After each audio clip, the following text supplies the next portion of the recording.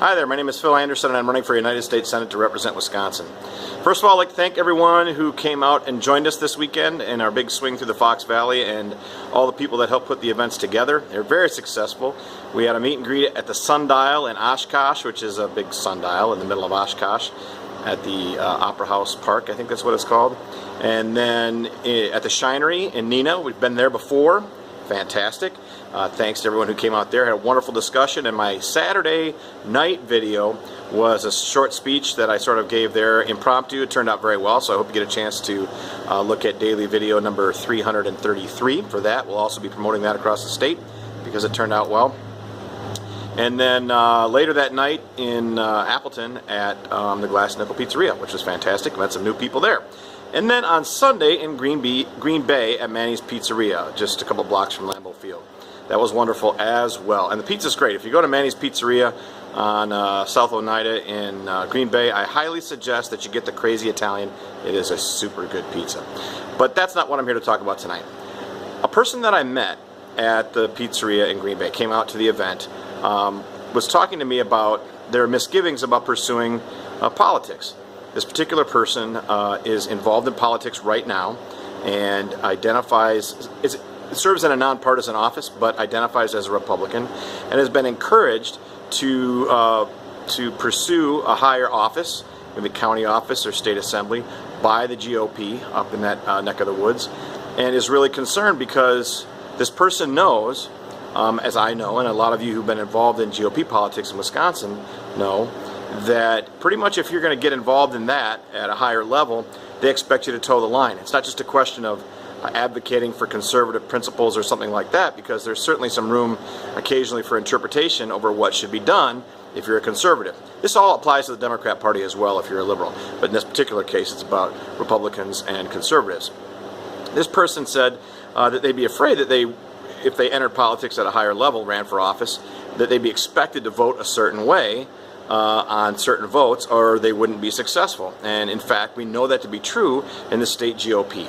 That basically the Scott Walker, Scott Fitzgerald, Robin Voss party bosses, the three of them, run that party like a tight ship, and that if you dissent, if you vote otherwise, if you do something different than what they expect you to do, then you're likely to get primaried or not get funded or not fall out of favor, not get committee chairmanships, etc., etc. And that's really sad, because what people expect from their representatives, regardless of what party you belong to, is that you're representing them, not just obeying the party line. And I commiserated with this person, shared my own examples of what I knew about what happens in the GOP in Dane County, similar stories, and I hope that she decides to pursue politics in whatever party. Hopefully the Libertarian Party, because she's certainly sympathetic and understanding of what we believe and believes that to be a good way. But you know, we'll see. But I encourage her to continue and just fight that, because good people of good conscience shouldn't give up. They should either strike out on a party that really matches their values, or even, as we know some people do, some dear friends of mine do, as a matter of fact, stay within one of the larger parties and fight from within to try and change the way that those work. Either way, it's very, very difficult. And that actually translates very well to the way the GOP and the Democratic National Party operate as well. They expect you to vote a certain way. Otherwise, you're going to get primaried, you're not going to get committee chairmanships, you're not going to get funding from the big donors. They'll find somebody that will do what they want. They will find somebody who votes exactly the way they want almost all the time. And if it's not you, it'll be somebody else. So it's not like you get elected by the people and that you'll have an opportunity to go back and run again and say, I voted independently and didn't follow my party these number of times, because if you don't, they'll find somebody else to run for that seat. And that happens all over the country. Which brings me to my opponents, Russ Feingold and Ron Johnson, who, although occasionally are independent-minded, vote along their party lines. And it's pretty sad, and that's why I'm running. Because although I do agree with Russ Feingold and Ron Johnson on a couple sort of interesting issues, on each of them, on different issues, in general I disagree, because they don't represent their constituents. They can't. That's what I'm saying. They cannot.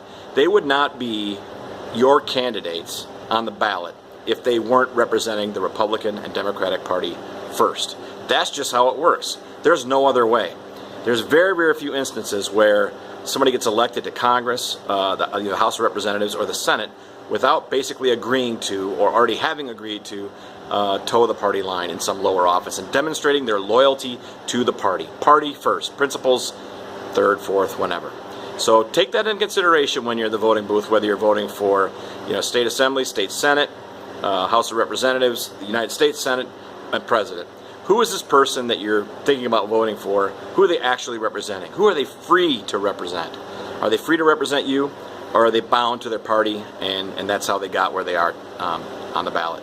It's a really good question to ask, but look at their voting records. Compare what they're saying that they'll vote for or what they'll support with what they actually vote for and the principles that are absent from the things that they vote for. And you will see that I'm 100% right. Not all the time, but about this I'm 100% right. So anyway, thanks for listening. I'm out in the garage. Nice looking shirt. Kind of an odd looking shirt. Sorry about that. I've been stapling signs tonight, so if anyone wants a yard sign, we've been all over social media today promoting that. We've got about 850 out across the state so far, with another couple hundred to go. So if you want one, contact me, or to find me.